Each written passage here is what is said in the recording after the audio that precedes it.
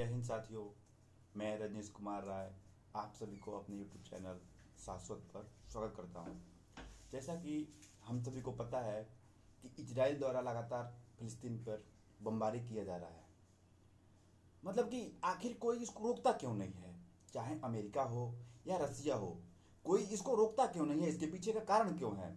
भाई साहब, आपको पता होना चाहिए, जो यहूदी लोग होते हैं वो हमारे रगों रगों में बसे हुए हैं। आजकल हर घर में गैजेट्स जैसे मोबाइल फ़ोन, टीवी, लैपटॉप आदि का सब मतलब पूरे लोगों के पास है और उसका कंटिन्यूटी मतलब दिन भर यूज कर रहे हैं।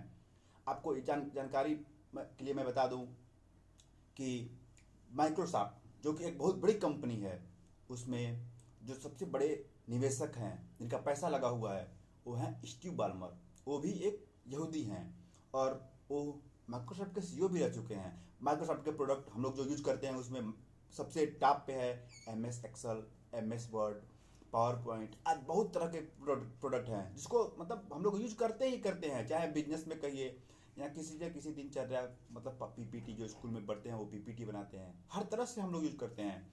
और अगला नंबर आता है विंडो। विंडो जो कि 90% से ऊपर लैपटॉप में यूज हो रहा है। मैकबुक तो मान के चलिए 5-10% में यूज होता है। और हर काम के लिए चाहे मतलब हर लैपटॉप, चाहे HP का हो, डेल का हो, एसर का हो, एप्पल का हो, मतलब सारे लैपटॉपों में यूज होता है।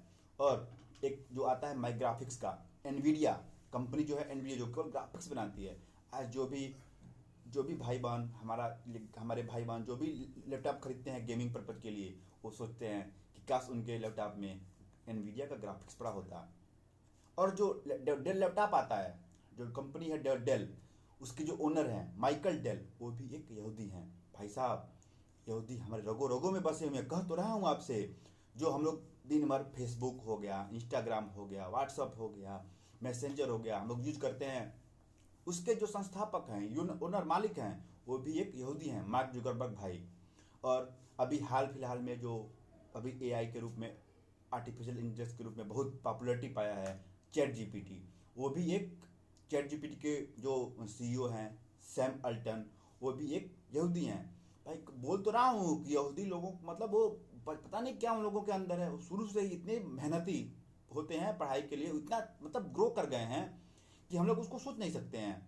और आपको बता दें कि जो सबके फ़ोन में आजकल हम लोग क्या करते हैं, चाहे हम हुए या आप लोग, कोई भी भाई बहन है को जरूर न जरूर कुछ भी सर्च करना है, भाई गूगल कर लो, भाई गूगल कर लो।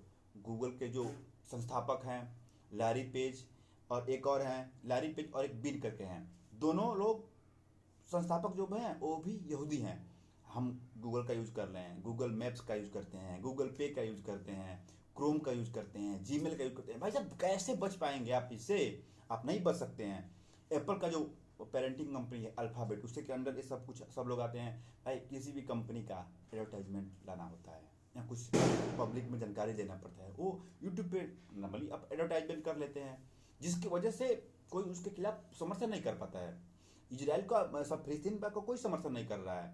वहाँ पे हमको लग रहा है कि 11,000 से ज़्यादा लोग मारे जा चुके हैं, जिसमें से एक बड़ा वर्ग महिलाओं और बच्चों का है। और एक ओरेकल कंपनी होती है आती है, जिसका मतलब वो बड़े बड़े सॉफ्टवेयर बनाती है कंपनी है, उसके ओनर भी हैं, वो भी एक यहूदी हैं। और एक फिर मतलब एक हम लोग यूज करते हैं ना, कपड़े का ब्रांड होता है, बहुत बड़ा ब्रांड है इसका, हर बड़े शहर में शोरूम है, उसका क्या नाम, कैलविन। कैलविन जो है वो भी एक यहूदी ही हैं। भाई साहब, आप बोलते रहा हूँ, आप बच नहीं सकते हैं। हर शहर में हर शहर में हयात रेजिडेंसी करके होटल है, चाहे दिल्ली ले लीजिए, मुंबई ले लीजिए, कोलकाता ले लीजिए, चेन्नई ले लीजिए, हर शहर में इस होटल का आपको मिल जाएगा होटल रहने के लिए। प्रधानमंत्री तक के लोग यहाँ पे रुकते हैं, प्रधानमंत्री पद तक के लोग रुकते हैं, आप सोच सकते हैं।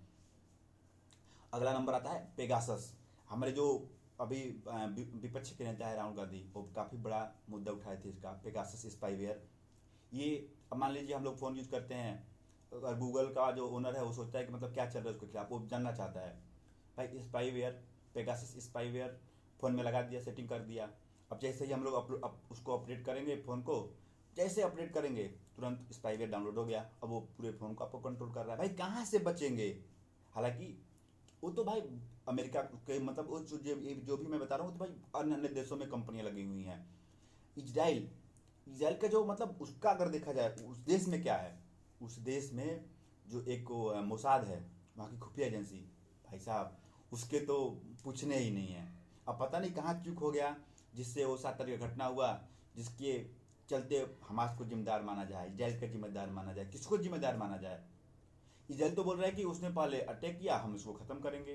भाई एक ऐसा नियम है, आप बिल्कुल आप कर लिए, जो करना था आप कर लिए। अब मतलब बच्चों को महिलाओं को तो मत मारिए, उनको तो छोड़ दीजिए। आप बेशक हमास के आतंकियों को मारिए, लेकिन महिलाओं को बच्चों को तो बकस दीजिए। वहाँ का इधर का जो आयरन डोम सिस्टम है, वो 2 4 10 तक कोई अगर मिसाइल फायर करता है तो वो उसको सुरक्षा कौन देता है, इजराइल को। लेकिन वो भी 7 तारीख को फेल हो गया था। और आप लोगों को ये भी पता होना चाहिए ना कि जो आज ये फिलिस्तीन आज दिख रहा है, भारत बहुत पहले ही देख चुका है। जलियांवाला बाग हत्याकांड ऐसे ही नहीं हुआ था। इन अंग्रेजों की करतूत भारत बहुत पहले से ही सहता आ रहा है। जब 1943 में बंगाल के लोग भूख से मर रहे थे, उस समय ये वहाँ का जो चर्चिल था वो क्या बोलता था कि नहीं, यहाँ के लोगों को मरने दो, ये चूहे जैसे बच्चा पैदा करते हैं, मरने दो इनको, लेकिन मेरे सैनिकों का भोजन कम नहीं होना चाहिए। यहाँ से अनाज द्वितीय विश्व युद्ध 1943 में जो चल रहा था, उनके ब्रिटेन के सैनिकों के लिए अनाज यहाँ से भेजा जाता था, हम लोगों के हिस्से का अनाज वहाँ भेजा जाता था। ये कौन सी भाई, कहाँ का तुम लोगों का नेचर है। आज अगर भारत में कश्मीर में किसी आतंकवादी को मारता है तो या तो यूएस हो गया, कनाडा हो गया, यूरोपियन यूनियन हो गया, लोग क्या करते हैं, मानवाधिकार का बात देख के भारत को दोषी ठहराते हैं। वहाँ क्यों नहीं को जाता है मानवाधिकार का उल्लंघन करने पे इजराइल को डांटने के लिए, क्यों नहीं को जाता है। वहाँ पे लाशों का अंबार लगा हुआ है, शमशान घाट खाली नहीं मिल रहे हैं लोगों को दफनाने के लिए। भाई कैसा है, कैसे हो तुम लोग का दोगला दोहरी चरित्र जो दोहरी मानसिकता है, वो भारत बहुत पहले ही समझ चुका था। हमने भारत, जो भारत देश है अपना, 93,000 पाकिस्तानी निहत्थे पाकिस्तानियों को गोली से भुना नहीं, उनको उनके सरेंडर करा के उनके देश में पहुंचा दिया। वो भी चाहता ना उनको भून देता, लेकिन नहीं भूना। हमारा देश वो है जिसने लंका को जला दिया, पर किसी बहन बच्चे यहाँ बहन माँ को कुछ नहीं बोले। हनुमान जी जो जलाए थे लंका को, महाभारत का युद्ध हुआ, उसमें किसी बच्चे का जान नहीं गया, उसमें किसी महिला के साथ कुछ भी दुर्व्यवहार नहीं किया गया। इससे इजराइल को सबक लेना चाहिए। बेशक भाई तुम कर रहे हो आतंकवादी, हमास के आतंकवादियों को मारो, लेकिन बच्चों को मारना, वहाँ की महिलाओं को मारना, शरणार्थी कैंप पे अटैक कर देना, हॉस्पिटल पे अटैक करना कहाँ तक जायज़ है। एक बहुत बड़ा वर्ग अभी भी भारत में इजराइल का समर्थन कर रहा है, जो कि गलत है।